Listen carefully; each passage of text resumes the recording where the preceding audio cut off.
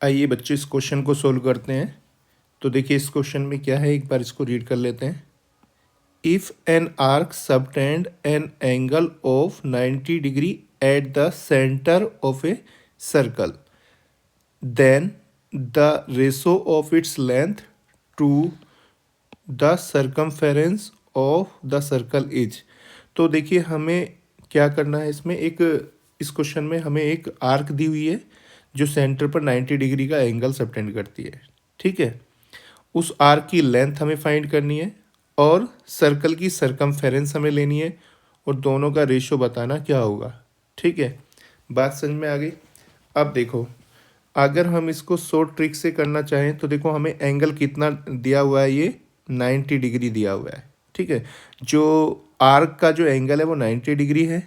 ठीक है, और पूरी सर्कमफेरेंस का एंगल कितने डिग्री का होता है, फुल सर्कमफेरेंस का 360 डिग्री।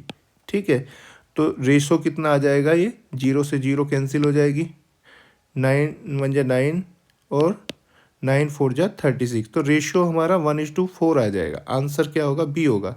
लेकिन अगर इसके हमें स्टेप शो करने तो कैसे शो करेंगे वो देख लेते हैं। ठीक है, तो देखो इसके स्टेप शो करेंगे तो कैसे इसको करेंगे। तो सबसे पहले हम एक यहाँ पर सर्कल ड्रॉ कर लेते हैं। सबसे पहले तो हम यहाँ पर एक सर्कल ड्रॉ कर लेते हैं। ठीक है, ये हमने सर्कल ड्रॉ कर लिया है। ठीक है, अब इस सर्कल पर एक हम क्या ले लेते हैं, आर्क ले लेते हैं जो सेंटर पर, देखिए यहाँ पर एक सेंटर बना लेते हैं इसका। एक ऐसी आर्क ले लेते हैं इस पर जो सेंटर पर कितने डिग्री का एंगल सबटेंड करती है, 90 डिग्री का। तो आर्क हम ले लेते हैं यहाँ से लेकर यहाँ तक, ये आर्क ले लेते हैं। ये आर्क सेंटर पर कितने डिग्री का एंगल सबटेंड करती है, 90 डिग्री। तो यहाँ पर एंगल इसने आर्क ने सबटेंड किया हुआ है 90 डिग्री। सबटेंड का मतलब होता है एंगल बनाना, तो इसने सेंटर पर एंगल 90 डिग्री का बनाया हुआ है। ठीक है, तो ये जो आर्क है, इस आर्क सेंटर को हम यहाँ पर ओ लिख सकते हैं और इस आर्क को ले लेते हैं हम ए बी। ठीक है, बात समझ में आ गई। तो देखो इस सर्कल की रेडियस को भी ले लेते हैं हम आर। रेडियस को क्या ले लेते हैं इसकी, आर। और ये जो लेंथ आर्क हमारी ए बी है, ये यहाँ से यहाँ तक। ठीक है, इस आर्क की हमें लेंथ फाइंड करनी है। ठीक है, तो देखो हमें क्या क्या दिया हुआ है क्वेश्चन में वो लिख लेते हैं। देखो हमें थीटा की वैल्यू दी हुई है, थीटा कितना है, 90 डिग्री दिया हुआ है। ठीक है, और रेडियस को हमने आर एज्यूम किया हुआ है। और रेडियस कितनी है, रेडियस को हमने आर क्या किया हुआ है, एज्यूम। तो यहाँ पे हम लिख सकते हैं लेट। तो हमारे पास रेडियस भी है और सेंटर एंगल भी है, तब हम length of arc A B find कर सकते हैं। तो देखो लेंथ,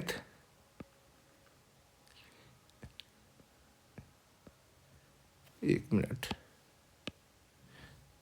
तो देखिए अब हमें क्या करना है, length of arc A B find करना है। तो A B arc A B is equal to कितना आ जाएगा, फॉर्मूला क्या होता है, theta upon 360 into 2 pi R, 2 pi R. और अगर हमें सेक्टर का एरिया फाइंड करना होता है तो उसमें 2 पाई आर की जगह पाई r² होता है। ठीक है, इसको ध्यान रखना। इज इक्वल टू थीटा की जगह हम क्या ले सकते हैं, 90 और अपॉन में 360 इंटू 2 पाई आर। तो ये तो क्या आ जाएगा हमारा, ये तो आ जाएगा length of arc A B. ठीक है, और फुल सर्कमफेरेंस क्या होती है, circumference of circle and circumference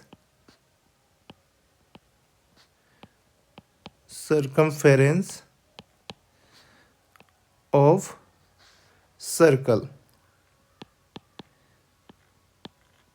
वो क्या होती है, circumference of circle 2 pi R. ठीक है, देखो हमारे पास सर्कमफेरेंस ऑफ सर्कल आ गई और लेंथ ऑफ आर्क भी आ गई है। अब इन दोनों का हमें क्या बताना है, रेशो। तो क्या लिख सकते हैं, 9। देखिए लेंथ ऑफ आर्क कितनी है, 90/360 इंटू 2πr इज टू, इसके साथ रेशो किसका करना है हमें, सरकमफेरेंस का। सरकमफेरेंस क्या है, 2πr। तो देखिए दोनों का रेशो क्या आ जाएगा, देखो 2πr से 2πr कैंसिल हो जाएगा, 2πr से 2πr कैंसिल हो गया, ठीक है, बात समझ में आ गई। तो लेफ्ट में क्या बचा, और देखो इसको भी डिवाइड कर सकते हैं 90 से, इसको भी डिवाइड कर सकते हैं, 91 जा 90 और 94 जा 360, ठीक है। तो ये हमारे पास क्या आ जाएगा, 1/4 इज टू 1, ठीक है। अब 4 की मल्टीप्लाई क्या करेंगे, देखिए 4 की मल्टीप्लाई इधर कर देंगे 1 में, ठीक है। तो ये कितना आ जाएगा रेशो, ये रेशो आ जाएगा 1:4, ठीक है। तो यही हमारा क्या आ जाएगा आंसर, यही क्या आ जाएगा हमारा आंसर। तो ऑप्शन नंबर बी इस आंसर क्वेश्चन का सही होगा।